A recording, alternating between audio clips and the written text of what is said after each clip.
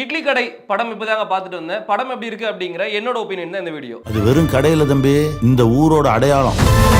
குறைந்த விலை நிறைந்த தரம், தங்கள் தேவைகள் அனைத்தும் ஒரே இடத்தில். ஜெயச்சந்திரன். ஆச்சி அதிரசமா விடுங்க, கையில தட்டி சூடான எண்ணெயில பொரிச்சா அதிரசம் ரெடி. கிராமங்கள்ல திருவிழா காலத்துல நல்ல வீட்டில் ஒரு தலவாழை இலையை அறுத்து அதில் அப்படியே வச்சு மணக்க மணக்க ஆவி பறக்க பறக்க அப்படியே அந்த மல்லிகைப்பூ மாதிரி இருக்கிற இட்லியை அப்படியே வச்சு அதுக்கு மேலே வந்து கறி குழம்பு ஊற்றுவாங்க. பக்கத்தில் வந்து ஒயிட் சட்னி, கட்டி சட்னி வந்து வைப்பாங்க. அப்புறம் வந்து மிளகா சட்னிலாம் வந்து வைப்பாங்க. அந்த திருவிழா டைமில் மட்டும் என்னன்னு தெரியாது, அன்னைக்கு அந்த இட்லி அந்த கறி குழம்பு கூட சாப்பிடும்போது அவ்வளோ ஆத்மாத்மாவாக நமக்குள்ளே இருக்கக்கூடிய அந்த ஒரு ஆன்மா வந்து அவ்வளோ சந்தோஷப்படும்.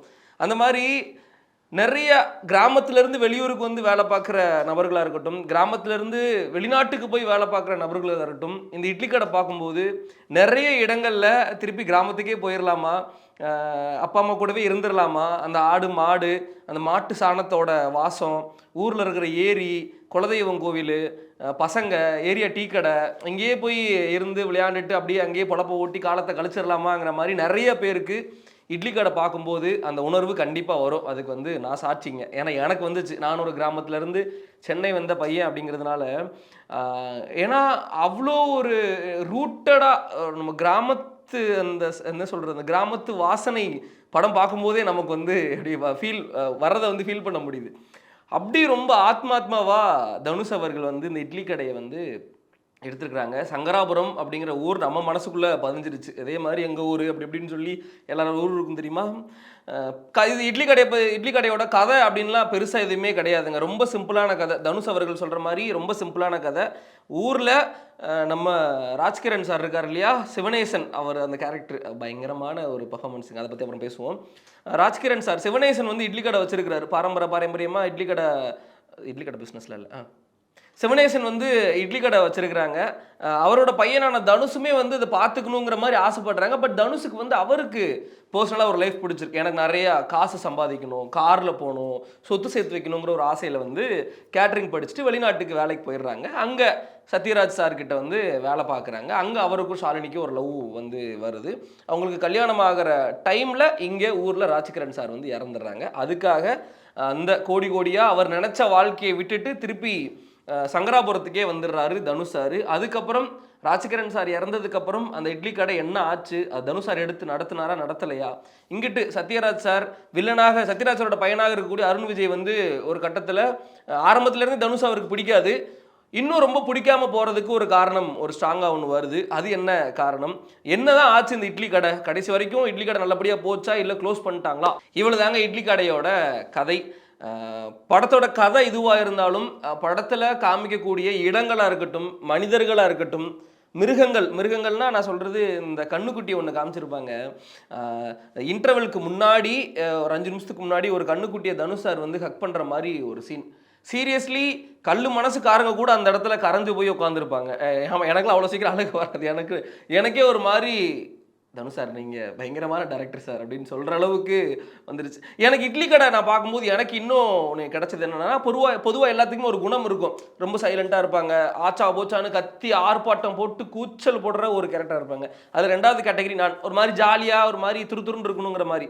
ஆனால் இட்லி கடை பார்க்கும்போது ஒரு மாதிரி அமைதியாக உட்கார வச்சு இந்த படத்தை பாரு, ஒரு மாதிரி அப்படியே அமைதியாக ட்ராவல் பண்ணி போயிட்டு போ, டம்மு டும்முன்னு ஆறாவாரம் போடுற மாதிரி சவுண்டும் இல்லை, டைலாக்ஸும் இல்லை, ஃபைட்டும் இல்லை, பஞ்சு டைலாக் எதுவுமே கிடையாது.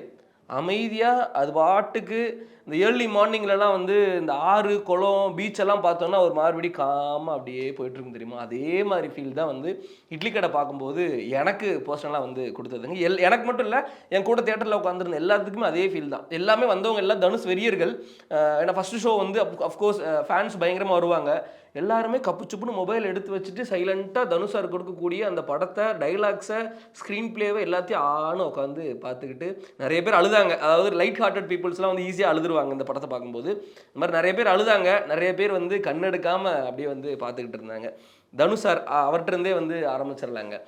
4வது டைரக்ஷன் அவருக்கு இந்த இட்லி கடை அப்படிங்கிறது. ஃபஸ்ட்டு பவர் பாண்டியா இருக்கட்டும், ராயனா இருக்கட்டும், நிலவுக்கு என்மேல் என்னடி கோவம், இப்போது இட்லி கடை. ராஜ்கிரண் சாரை வச்சு சிவனேசனுங்கிற ஒரு கேரக்டரில் அப்படி ஒரு பெர்ஃபார்மன்ஸ் இருக்கு பாருங்க ராஜ்கிரண் சாருக்கு. அவர் இன்னசென்ட்டான ஃபேஸ். காந்திஜி இருக்கிறாங்கல்ல, அவங்கள ஃபாலோ பண்ணக்கூடிய ஒரு நபர் தான் சிவனேசன்.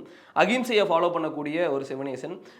எல்லா பிரச்சனைக்கும் அமைதி ஒரு தீர்வு கொடுக்குங்கிற ஒரு ஒரு கொள்கையில் வாழக்கூடிய ஒரு சிவனேசன்.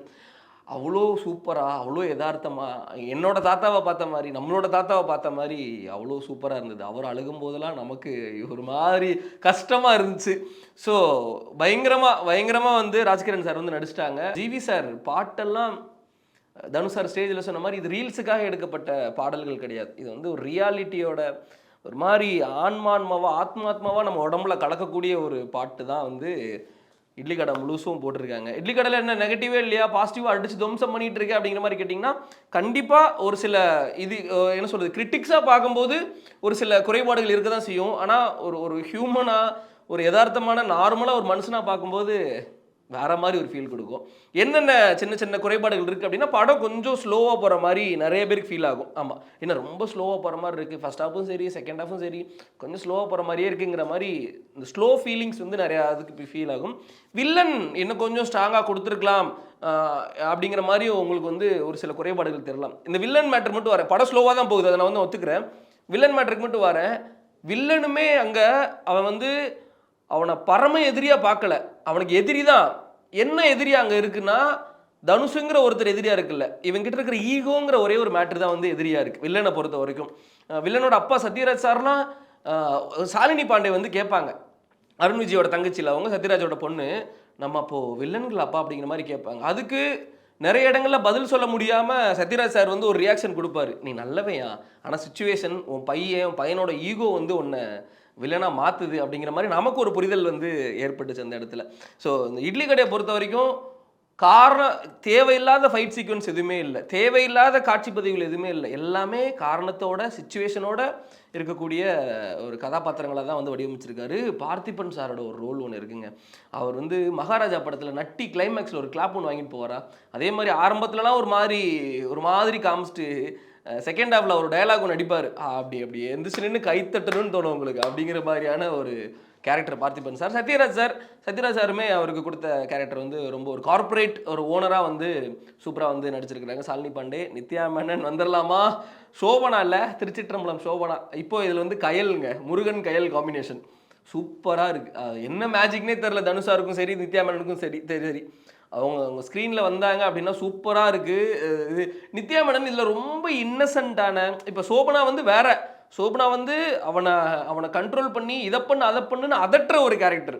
இதில் வந்து அடங்கி போகிற, இதுலேயும் லைட்டாக அதட்டுற ரொம்ப இன்னசென்ட்டான ஒரு பொண்ணு தான் வந்து கயல். ஸோ இது நித்யா மேனன் சூப்பராக வந்து நடிச்சிருக்கிறாங்க, ரொம்ப சூப்பராக இருந்தது ரெண்டு பேரும். அதுலேயும் அந்த என்ன பாட்டு, என்ன சோகம் கண்ணுக்கு கண்ணா ஒன்னே சரியாக இருந்துச்சு, விஷுவலாக வந்து சூப்பராக இருந்துச்சு.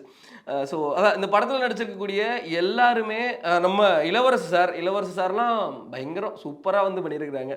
இந்த கதையில் ட்ராவல் பண்ணக்கூடிய எல்லாருமே ரொம்ப யதார்த்தமாக சங்கராபுரத்து ஊருக்காரங்க நடிச்சிருந்தா எப்படி இருக்கும் அப்படிங்கிற மாதிரி நடிச்சிருக்கிறாங்க. அந்த ஊர் உண்மையான ஊருங்க.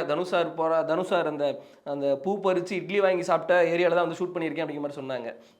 அதெல்லாம் ரொம்ப அழகாக வந்து காமிச்சிருந்தாங்க. இட்லி கடையில் தனுஷார் அப்படின்னா பிறந்த ஊருக்கு போங்க, நீங்கள் விளையாண்ட இடத்த போய் பாருங்கள், உங்களோட சொந்தக்காரங்கன்னு சொல்லி ஊரில் இருப்பாங்களா அவங்கள போய் பாருங்கள், உங்கள் அம்மா அப்பா கூட டைம் ஸ்பெண்ட் பண்ணுங்கள், உங்களுக்குன்னு ஒரு குலசாமி இருக்கும் இல்லையா, கருப்பு சாமியோ முனுசாமியோ ஏசுநாதரோ அல்லாவோ அப்படின்னு சொல்லி உங்களுக்குன்னு ஒரு சாமி இருப்பாங்க இல்லையா, அங்கே போய் உட்காந்து கொஞ்ச நேரம் மூச்சை விட்டுட்டு வாங்க, உங்களுக்கு எல்லாமே நல்லதாக நடக்கும். ஏன் சொல்கிறேன்னா, நீங்கள் போகக்கூடிய அந்த குலசாமி இருக்கு இல்லையா, அங்கே தான் உங்கள் அப்பா, உங்களோட தாத்தா, உங்கள் தாத்தாவோட அப்பா, அவங்களோட அப்பான்னு சொல்லி உங்கள் பரம்பரையே வேண்டின ஒரு இடம் தான் உங்களோட குலசாமி கோயில். அவங்களோட மூச்சு காத்து, அவங்களோட ஆன்மா எல்லாமே அங்கே தான் சுற்றிக்கிட்டு இருக்கும். அது கூட உங்களோட வேண்டுதல்கள் போய் சேரும்போது அவங்க எல்லாருமே ஒன்று சேர்ந்து உங்களோட பிரச்சனையை வந்து தீர்த்து வைப்பாங்கங்கிற மாதிரி ஒன்று இருக்குங்க. ஒரு டைலாகு, ஒரு சீனான்னு வச்சுருக்கிறாருங்க. எனக்கெல்லாம் தனுஷாருக்கு இருந்தாருன்னா அப்படியே ஒரு கையெடுத்து கும்பிட்டு கட்டி பிடிச்சி தேங்க்யூ சார் அப்படிங்கிற மாதிரி சொல்லணும்னு தோணுச்சு. எனக்கு தோணுச்சு பர்சனலாக. நான் எங்கள் ஊருக்கு போய் ரொம்ப வருஷம் ஆச்சு. ஊருக்கு போய் எல்லாத்தையும் பார்த்து குலசாமி கோயிலுக்குலாம் போய் சாமி கும்பிட்டு வரணுங்கிற மாதிரி எனக்கு பர்சனலாக உள்ள படம் பார்க்கும்போது எனக்கு ஹிட் ஆச்சுங்க. எனக்கு பர்சனலாக இது தவிர்த்து வேறு எதுவும் படத்தில் குறையா எனக்கு எதுவுமே இல்லைங்க. தனுஷோட டைரக்ஷனுக்கு நான் வந்து ஹேட்ஸ் ஆஃப், அவரோட டைலாக்ஸ்க்கு வந்து ஹேட்ஸ் ஆஃப், அவரோட பாடல் வரிகளுக்கு வந்து ஹேட்ஸ் ஆஃப். ஆர்ட் டைரக்ஷன் ரொம்ப சூப்பராக வந்து போட்டிருந்தாங்க.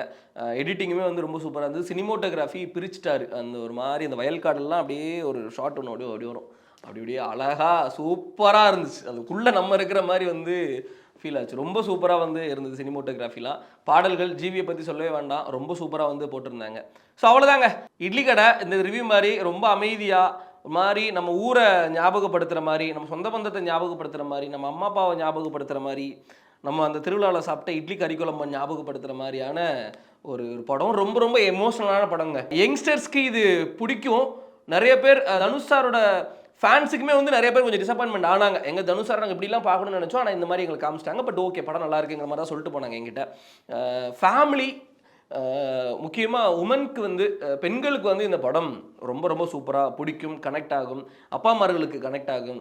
ஊரை விரும்புவாங்கள்ல, நம்ம பிறந்து வளர்ந்த ஊரை விரும்புகிறவங்களுக்கு இந்த படம் ரொம்ப ரொம்ப பிடிக்கும். ஸோ கண்டிப்பாக எல்லாருமே இந்த படத்தை தேட்டரில் போய் கண்டிப்பாக பார்க்கலாம், அதுக்கு நான் கேரண்டி கொடுக்குறேன். So thank you so much. படம் எப்படி இருக்குது அப்படிங்கிறத நீங்கள் பார்த்துட்டு எனக்கு சொல்லுங்கள். குறைந்த விலை நிறைந்த தரம் தங்கள் தேவைகள் அனைத்தும் ஒரே இடத்தில். ஜெயச்சந்திரன். ஆச்சி அதிரசமா விடுங்க, கையில தட்டி சூடான எண்ணெயில பொரிச்சா அதிரசம் ரெடி.